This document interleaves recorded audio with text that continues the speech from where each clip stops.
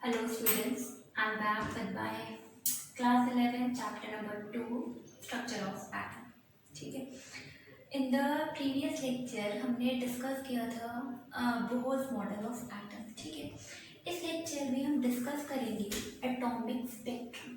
ठीक है कि स्पेक्ट्रम क्या होता है. ये आपको पहले लेक्चर्स में भी बताया है कि स्पेक्ट्रम क्या होता है. जब हम वाइट लाइट जो है वो पास करते हैं through the prism, it splits into 7 colours and that 7 colours is known as the spectrum. ठीक है.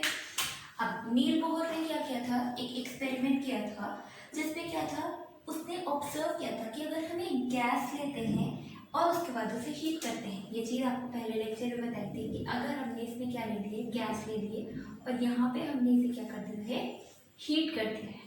यहाँ पे क्या है, ये गैस के पार्टिकल्स हैं. ठीक है. इसे हमने क्या किया, हीट किया है. तो वी हैव ऑब्जर्व कि इसमें से क्या है, हमारे पास कुछ रेडिएशन निकलती है और कुछ रेडिएशन हमारे पास कुछ कलर्स ऑब्जर्व होते हैं और कुछ कलर्स जो हमारे पास ऑब्जर्व नहीं होते. ठीक है. अब इसी चीज को हम क्या कहते हैं, लाइन स्पेक्ट्रम, डिसकंटिन्यूअस स्पेक्ट्रम और डिस्क्रीट स्पेक्ट्रम. ठीक है. कॉन्टिन्यूअस स्पेक्ट्रम क्या होता है, जब हम व्हाइट लाइट पास करते हैं, we pass white light through the prism. यहाँ से हमने क्या, इसे प्रिज्म से पास किया तो ये क्या होता है, हमारे पास स्प्लिट्स इनटू 7 कलर. इसे हम कहते हैं कॉन्टिन्यूअस स्पेक्ट्रम. Continuous spectrum. लेकिन और हमारे पास कौन सा, डिस्क्रीट स्पेक्ट्रम या फिर डिसकंटिन्यूअस स्पेक्ट्रम कौन सा होता है, जिसपे जो रेडिएशन है, कुछ तो रेडिएशन हमें ऑब्जर्व हो जाती है, कुछ रेडिएशन हमें स्पेक्ट्रम में मिलती है और कुछ रेडिएशन हमारे पास नहीं मिलती है. इस चीज को हम क्या कहते हैं, डिसकंटिन्यूअस और डिस्क्रीट और लाइन स्पेक्ट्रम कहते हैं. ठीक है. क्योंकि इस पे हमारे पास क्या है, देखो जब हम हीट पास कर रहे हैं तो कुछ रेडिएशंस क्या हो जाती है, एब्जॉर्ब हो जाती हैं. जो रेडिएशंस एब्जॉर्ब हो गई है, ठीक है, उनके हमें क्या है, कलर नहीं दिखेगा. लेकिन जो रेडिएशंस हमारे पास एब्जॉर्ब नहीं है, विच आर एमिटेड आउट, इसकी यहाँ पे हमें क्या, उनकी बैंक्स मिल जाएंगे. इसीलिए इसमें क्या है, सारे कलर्स ऑब्जर्व नहीं होते हैं. That is why it is called the discontinuous और डिस्क्रीट और लाइन स्पेक्ट्रम. ठीक है. जैसे अगर हम बात करते हैं क्या है, स्पेक्ट्रम में होती है द फ्लोर के अकॉर्डिंग होता है violet, indigo, blue, green, yellow, orange and red. ये तो था हमारे पास स्पेक्ट्रम जो एक कॉन्टिन्यूअस होता है. डिसकंटिन्यूअस स्पेक्ट्रम में समझ लीजिए आपको हमारे पास वॉयलेट, इंडिगो दिख रही है और क्या है, ग्रीन, येलो, ऑरेंज, रेड, ये वाली गायब है. ठीक है. या फिर हमारे पास क्या है, ग्रीन और येलो गायब है और आपको ये सब दिख रही है. तो ठीक है, तो कुछ बैंड्स हमें विजिबल होते हैं और कुछ बैंड्स हमें विजिबल नहीं होते हैं. इसी को हम क्या कहते हैं, लाइन स्पेक्ट्रम, डिस्क्रीट स्पेक्ट्रम और डिसकंटिन्यूअस स्पेक्ट्रम. ठीक है. ये चीज हमारे पास और क्या होती है, it is also called as the emission spectrum. क्या कहते हैं हम इसे, एमिशन स्पेक्ट्रम. ठीक है. Now we will discuss the spectrum in case of hydrogen, that is the hydrogen spectrum, or it is also called as the atomic spectrum. Hydrogen spectrum.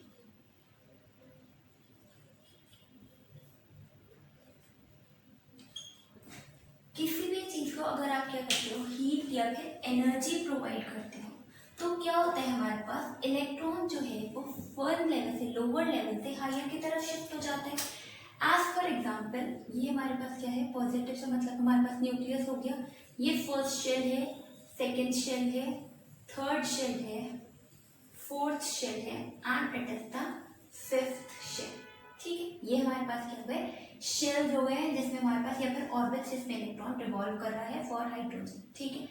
ये first, ये second, ये थर्ड, ये fourth and ये fifth. Suppose electron कहाँ पर है, first shell में. हमने क्या है, हीट प्रोवाइड करी और समझ लीजिए एनर्जी प्रोवाइड करी. तो इलेक्ट्रॉन जो है वो फोर्थ लोअर एनर्जी लेवल से समझ लीजिए फोर्थ एनर्जी लेवल में आ गया है. ठीक है. फर्स्ट से क्या पर आ गया, ओके, इलेक्ट्रॉन हमारे पास फोर्थ एनर्जी लेवल में आ गया. बट एक रूल हम पढ़ते हैं, वो क्या होता है कि हमारे पास हायर द एनर्जी,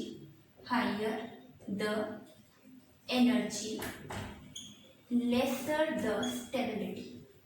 जिसके पास जितनी एनर्जी होगी वो उतना ही कम स्टेबल होगा। बट आज you know that everything wants to be stable, सब क्या होना चाहते हैं, स्टेबल होना चाहते हैं। सेम केस हमारे पास इलेक्ट्रॉन्स का है। इलेक्ट्रॉन भी ये चाहता है कि मैं स्टेबल हो जाऊं और इसलिए उसकी एनर्जी कम होनी चाहिए। तो यहाँ पे क्या होता है, इस केस में इलेक्ट्रॉन ने क्या है, एनर्जी एब्सॉर्ब की and it is transmitted from the first energy level to the fourth energy level, or we can say from the lower energy level to the higher energy level.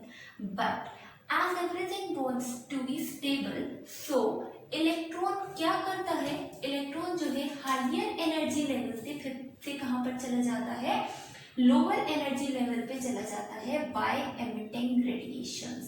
ठीक है, इन radiation को हम क्या कहते हैं, electromagnetic radiations. ठीक है, या फिर आप क्या कह सकते हो, वेव्स कह सकते हो, कुछ भी कह सकते हो। ठीक है, यहाँ पे क्या हुआ, तो इसलिए क्या है, इलेक्ट्रॉन को अगर हम हीट प्रोवाइड करते हैं, एनर्जी प्रोवाइड करते हैं, तो हमारे पास लोअर एनर्जी से हायर लेवल में शिफ्ट हो जाता है। लेकिन फिर से क्योंकि हमारे पास क्या है, जितनी ज्यादा एनर्जी होगी उतनी कम स्टेबिलिटी होगी, इसलिए इलेक्ट्रॉन जो है वो हायर एनर्जी लेवल से फिर से लोअर एनर्जी लेवल में हो जाता, शिफ्ट होता है बाय एमिटिंग द रेडिएशंस। ठीक है, अब इसमें एनर्जी जो है क्या होती है, energy of radiation is given by E is equals to h mu। h क्या है, प्लैंक्स कांस्टेंट है, दिस इज द फ्रीक्वेंसी। अब mu जो है frequency is equals to c by lambda. c क्या है हमारे पास, speed of light, speed of light, और लैम्डा क्या होता है, वेवलेंथ होती है। ठीक है, अगर हम mu की वैल्यू इसमें पुट करें, we will get E is equals to H C upon lambda. ठीक है, तो ये होती है हमारे पास एनर्जी रेडिएशन। नाउ अब अगर हम बात कर रहे हैं कि इलेक्ट्रॉन जो है वो जंप कर रहा है from the first energy level, n1 से शिफ्ट कर रहा है टू n1 से n2 में गया और n3 में गया या n4 में, कुछ भी मान लीजिए यहाँ पर। ठीक है, उसके बाद जो है, जैसे मैं मान रही हूँ कि n1 से लेकर n2 में गया और अब n2 से फिर से किसमें जा रहा है, n1 में आ रहा है। ठीक है, तो n की वैल्यू क्या हो जाएगी, एक बार n2 और उसके बाद क्या है, n की वैल्यू n1 में आ रही है।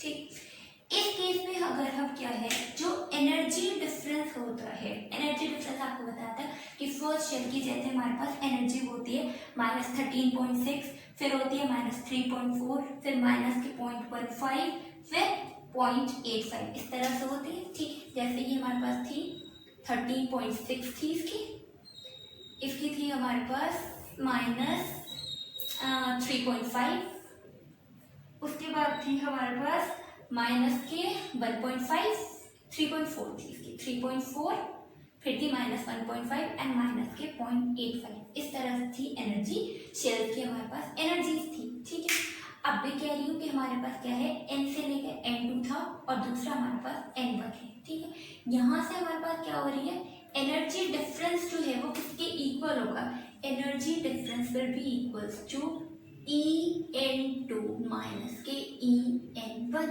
एनर्जी किसकी ज्यादा है, नेगेटिव वाले केस में क्या है, हायर एनर्जी लेवल की ज्यादा होती है, तो एनर्जी डिफरेंस किसके इक्वल निकलेगा, जितना हमारे पास एनर्जी n2 लेवल में है माइनस के energy in the n1 level.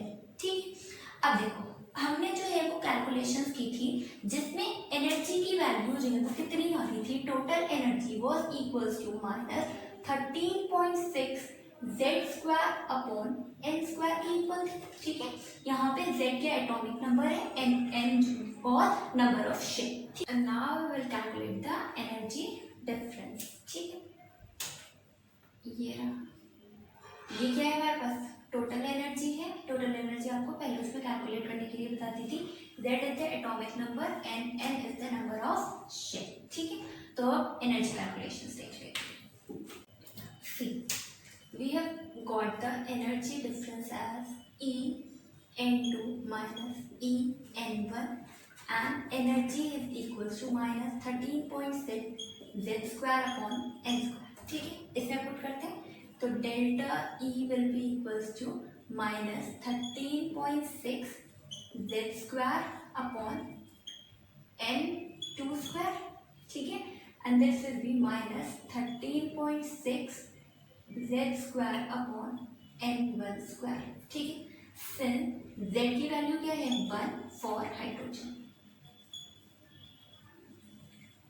so delta E will be equals to minus 13.6 1 upon n1 square minus 1 upon n2 square will be plus and ये हो जाएगा, it will be delta E is equals to 13.6 z square और this one 1 upon n1 square minus के 1 upon n2 square, ठीक है। आप और क्या कर सकते हैं, वी नो दैट एनर्जी जो है वो और इसके इक्वल है, E is equals to hc upon lambda, ये तो रही एनर्जी की वैल्यू। अगर हम बात करते हैं किसके लिए हमारे पास, अगर हमें वेवलेंथ कैलकुलेट करनी है तो put it here hc upon lambda is equals to 13.6 1 upon n1 square minus 1 upon n2 square. क्योंकि हमें क्या है, मैं कह रही हूँ वेवलेंथ की वैल्यू आपको कैलकुलेट करनी है, तो क्या हो सकता है, वी कैन मल्टीप्लाई हियर, यहाँ पे आप क्या कर सकते हो, इसमें hc अपॉन hc दोनों चीज़ों से मल्टीप्लाई, दोनों चीज़ें डिवाइड कर दीजिए, बल्कि ये वाला ये से कैंसिल हो जाएगा and we will get it as 1 upon lambda equals to 13.6 upon hc 1 upon n1 square minus 1 upon n2 square, ठीक है। एंड दिस ये जो हमारे पास क्या है, पूरी जो वैल्यू है 13.6 अपॉन hc, इसे हम क्या कहते हैं, r से डिनोट करते हैं, that is equals to 1 upon lambda is equals to r 1 upon n1 square minus 1 upon n2 square. ये रही आपकी वेवलेंथ, हम इसे ऐसे कैलकुलेट कर सकते हैं। और r यहाँ पे क्या है वो बता रही हूँ, r is equals to Rydberg's constant, ठीक है, और रेडबर्ग्स कांस्टेंट की वैल्यू जो है it is equals to 1.09 into 10 raise to power minus 7 metre inverse, ठीक है। इस तरह से हम क्या निकाल सकते हैं, इसमें वेवलेंथ कैलकुलेट कर सकते हैं, ठीक है। अब जो है जो बिल्कुल हाइड्रोजन स्पेक्ट्रम है, देखो ये मैंने किसके लिए बताया, हाइड्रोजन के लिए बताया है, that is why I have put the value z is equals to 1। If we take the atom other than hydrogen, मतलब अगर हमें हाइड्रोजन के अलावा किसी और उसका स्पेक्ट्रम कैलकुलेट करना है तो यहाँ पे क्या है, z की वैल्यू आपको नहीं रखनी है। अगर we will take the generalised equation तो यहाँ पे क्या हो जाएगा z स्क्वायर, इसी तरह यहाँ पर z square will get it as r z square 1 upon this बना, ठीक है। तो अगर हाइड्रोजन के केस में तो आप सीधे directly you can put the value of z as 1 and for other atoms you will put the value of the atomic force, ठीक है। अब हम जो है बिल्कुल क्या देखेंगे, सीरीज ऑफ जितनी भी हमारे पास हाइड्रोजन स्पेक्ट्रम में जितनी सीरीज आती हैं, Lyman series, Balmer series, Paschen series, पिल्फन से, ये सब हम जो है क्या है ये सब कुछ देखते हैं, ठीक है। अब देखो किसकी बात कर रहे हैं, हाइड्रोजन स्पेक्ट्रम में, और हमने जो है वो वैल्यू निकाली है 1 upon lambda is equals to r z square 1 upon n1 square minus 1 upon n2 square, ठीक है। यहाँ से z हटा देती हूँ, ये है हमारे पास हाइड्रोजन स्पेक्ट्रम, ठीक है। अब देखो अगर हमारे पास में कह रही हूँ ये है electron first energy level, second energy level, ठीक है, third energy level, fourth energy level, fifth energy level, ठीक है। यहाँ पे इसकी वैल्यू कितनी होती है, -13.6, this one is -3.4, this is -1.5, this is minus के 0.85, और ऐसे ही हमारे पास उसके होती है, this is n1, this is n2, this is n3, this is n4 and this is equals to n5, ठीक है। अब देखो मेरी बात क्या हो रहा है, यहाँ पर मैं कह रही हूँ हमने जो है वो energy, electron first energy level में था, इलेक्ट्रॉन हमारे पास क्या है एनर्जी लेकर it is translated to higher energy. अब अगर हमारे पास पहले ये है, समझ लीजिए फर्स्ट से सेकंड में गया, फर्स्ट से थर्ड में गया, फर्स्ट से फोर्थ में गया, फर्स्ट से फाइव में गया, ठीक है। बट इलेक्ट्रॉन क्या है, हायर एनर्जी लेवल में भी जाकर क्या चाहता है, it wants to come back to the lower energy level. अब अगर हमारे पास ट्रांजिशन क्या हो रही है, देखो यहाँ से गया, अब इलेक्ट्रॉन क्या हो रहा है, ट्रांसफर हो रहा है हमारे पास सेकंड से फर्स्ट, थर्ड से फर्स्ट, फोर्थ से फर्स्ट और फिफ्थ से फर्स्ट, ठीक है। तो यहाँ पर हमारे पास क्या हो जाएगा, N2 की वैल्यू क्या रहेगी, 5 4 3 2 कुछ भी हो सकती है। N1 क्या रहेगा, 1 रहेगा, और N2 की वैल्यू क्या होगी हमारे पास, 2 3 4 and so on. This type of series is known as the Lyman series. इसे हम क्या कहते हैं, लायमन सीरीज कहते हैं, ठीक है। अब क्या हो रहा है हमारे पास, N1 की वैल्यू क्या है, 2 है, तो N2 की वैल्यू कितनी हो जाएगी, 3 4 5 एंड सो ऑन। इस बार क्या हो रहा है हमारे पास, 5 से 2, 4 से 2 एंड 3 से 2 गया, ठीक है। तो ये हमारे पास क्या बनेगी, बामर सीरीज बनती है। कौन सी सीरीज बनती है, बामर सीरीज बनती है, ठीक है। बामर सीरीज के बाद नेक्स्ट सीरीज जो है हमारे पास क्या होती है, N1 की वैल्यू क्या रहेगी, 3 and N2 will be equals to 4 5 and so on. This one is known as the Paschen series, ठीक है। फिर क्या होता है हमारे पास, N1 की वैल्यू क्या रहेगी, 4 and N2 will be equals to 5 6 and so on. This is known as the Brackett series. कौन सी सीरीज हो जाएगी, ब्रैकेट सीरीज, ठीक है। और हमारे पास क्या होगा नेक्स्ट वाले में, N1 की वैल्यू क्या रहेगी, 5 रहेगी and N2 will be equals to 6 7 and so on. That is known as the P1 series, ठीक है। तो ये हमारे पास क्या आती है, 5 सीरीज है हाइड्रोजन स्पेक्ट्रम में। फर्स्ट क्या होता है, लाइबल सीरीज होता है, जब ट्रांजिशन जो है वो कहाँ से होता है, हायर एनर्जी लेवल से, किसी भी हायर एनर्जी लेवल से अगर इलेक्ट्रॉन कहाँ पर आ रहा है, फर्स्ट एनर्जी लेवल में आ रहा है, that is known as the Lyman series. और लायमन सीरीज जो है वो कहाँ पर लाई करती है, स्पेक्ट्रल रीजन कौन सा है इसका, अल्ट्रा वायलेट रीजन। कहाँ पे लाई करती है, अल्ट्रा वायलेट रीजन में। ये वाली सीरीज जो होती है वो है अल्ट्रा वायलेट रीजन, ठीक है। अगर हमारे पास ट्रांजिशन हो रहा है फ्रॉम कि मतलब किसी भी हायर एनर्जी लेवल से कहाँ पर, फर्स्ट एनर्जी लेवल में, that is called as the Balmer series. और बामर सीरीज ही सिर्फ कहाँ पर लाई करती है, विजिबल रीजन में लाई करती है, ठीक है। मतलब ये वाली सीरीज हमें विजिबल होती है, ठीक है। नेक्स्ट ये अगर हमारे पास क्या है, ट्रांजिशन किसी भी एनर्जी लेवल से कहाँ पे हो रहा है, थर्ड एनर्जी लेवल में इलेक्ट्रॉन आ रहा है, then that is called as the Paschen series, ठीक है। पैस्टन सीरीज जो है वो कहाँ पर लाई करती है हमारे पास, विजिबल इंफ्रारेड रीजन में लाई करती है, ठीक है। पैस्टन क्या होती है हमारे पास, शॉर्ट इंफ्रारेड रीजन। किसमें है, इंफ्रारेड। थर्ड फोर्थ वाली होती है ब्रैकेट सीरीज। अगर हमारे पास ट्रांजिशन कहाँ से हो रहा है, किसी हायर एनर्जी लेवल से फोर्थ शेल में आ रहा है, फोर्थ ऑर्बिट में आ रहा है, that is known as the Brackett series.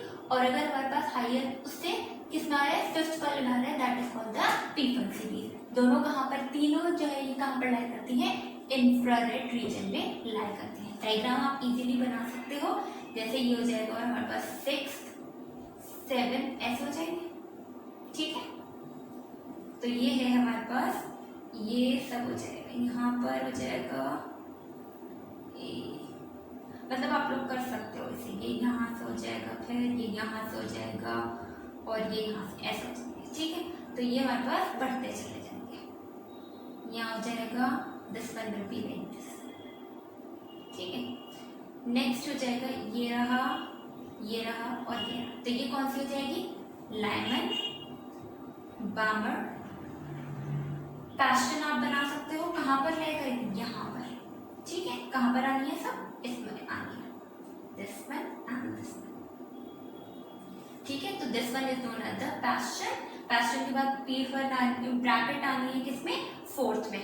So this one, this and this, ठीक है।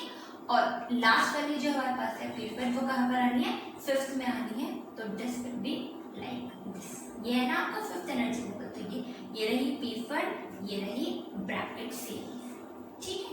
ये कहाँ पे लाई करती है? अल्ट्रावायलेट में, this one in the visible region and these three in the infrared reason. तो ये था आपका क्या हमारे पास हाइड्रोजन स्पेक्ट्रम, ठीक है। अब देखो एक बात और सुन लीजिए, इसमें हमारे पास क्या है, जिसकी E की वैल्यू क्या थी हमारे पास, E is equals to hc upon lambda, और we can see E is inversely proportional to wavelength, ठीक है। यहाँ से हम क्या कर सकते हैं, वेवलेंथ कैलकुलेट कर सकते हैं, ये बताया था। अब जब आप वेवलेंथ कैलकुलेट करनी है तो जिसकी हमारे पास क्या है वेवलेंथ ज्यादा होगी, एनर्जी क्या रहेगी, कम रहेगी। मतलब अगर वेवलेंथ की वैल्यू क्या आ रही है, ज्यादा आ रही है, तो एनर्जी विल बी लेस। अगर हमारे पास वेवलेंथ की वैल्यू क्या आ रही है, कम आ रही है, तो एनर्जी क्या रहेगी, हाई रहेगी। मतलब ट्रांजिशन क्या होगा, ज्यादा होगा, ठीक है। तो shorter wavelength longest transition and highest wavelength या फिर लॉन्गेस्ट वेवलेंथ शॉर्टेस्ट ट्रांजिशन, ठीक। सी अगर हम जो है वो वेवलेंथ निकालते हैं किसके लिए, लाइनर सीरीज के लिए, ठीक है। लाइनर सीरीज के लिए n1 की वैल्यू क्या बताई, 1, और n2 की वैल्यू हमारे पास क्या रहेगी, 2, 3 एंड सो ऑन। तो it would be equals to 1 upon lambda RH 1 square minus n2 square. n2 की वैल्यू क्या हो सकती है हमारे पास, 2, 3, 4 एंड सो ऑन, ठीक है। और क्या रहेगा हमारे पास, देखो शॉर्टेस्ट वेवलेंथ हाईएस्ट ट्रांजिशन या फिर लॉन्गेस्ट ट्रांजिशन, और लॉन्गेस्ट वेवलेंथ शॉर्टेस्ट ट्रांजिशन, ठीक है। क्योंकि बिकॉज क्या बताया, E is equals to E is inversely proportional to wavelength. तो ये तो रही हमारे पास किसके लिए, लाइमन सीरीज के लिए। लाइमन सीरीज के लिए अगर हम उसके बाद हम बात करते हैं, लाइमन की बात कौन सी थी, बामर सीरीज। बामर सीरीज के लिए क्या रहेगा, RH 1 upon 2 square minus 1 upon n2 square. ये कौन सी हो गई,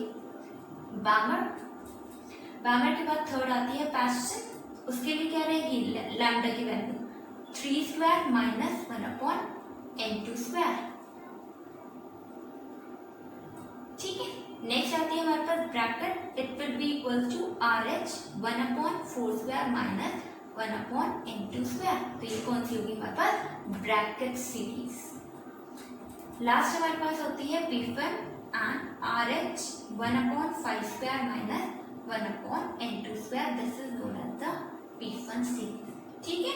तो आपको ऐसे आप जो है क्या है, you can calculate the wavelength, ठीक। अब एक चीज और आती है, हाँ आप सुनो, एक बात और ध्यान रखना, क्योंकि हमें क्या है वेवलेंथ कैलकुलेट करनी है, तो अगर आप या तो डायरेक्टली R की वैल्यू मतलब रिडबर्ग कांस्टेंट की वैल्यू रखो, या फिर आप क्या कर सकते हो, 1 अपॉन R की वैल्यू लर्न कर लीजिएगा। 1 upon R is equals to 911 angstrom. क्योंकि जब आपको क्या है वेवलेंथ निकालनी होगी, तो वेवलेंथ की उस पर हमारे पास क्या है, जस्ट रेसिप्रोकल हो जाएगा। तो ये किस में आएगी, 1 अपॉन R की बात थी, तो 1 upon R is equals to आप डायरेक्टली पुट कर सकते हो 911 एंगस्ट्रॉम, ठीक है। यहाँ तक आई बात समझ। अब एक लास्ट इसमें बात है कि हम जो है वो स्पेक्ट्रल लाइंस कैसे कैलकुलेट कर सकते हैं, कि कितनी स्पेक्ट्रल लाइंस होती है, ठीक है। तो नंबर ऑफ स्पेक्ट्रल लाइंस के लिए फॉर्मूला है, वो बता दो क्या है। अगर कैरियो पे आपको क्या ढूंढनी है, आपको फाइंड आउट करनी है the number of spectral lines, तो उसके लिए हमारे पास फॉर्मूला होता है, and that is number of spectral lines is equals to n2 minus n1 plus 1 upon 2। ये हमारे पास क्या है, फॉर्मूला होता है to calculate the number of spectral lines, कि कितनी स्पेक्ट्रल लाइंस होंगी एक स्पेक्ट्रम में, you can calculate it by this, ठीक है। जैसे अगर हम बात करते हैं n2 है, n2 की value we are taking as 2 और n1 की वैल्यू हमारे पास आती है फिर 1, ठीक है। तो 2 minus 1 प्लस 1 अपॉन 2 कितना हो जाएगा, 1, 2 minus 1, 1, 1 plus 1, 1 plus 1, that is 1 spectral line you will get.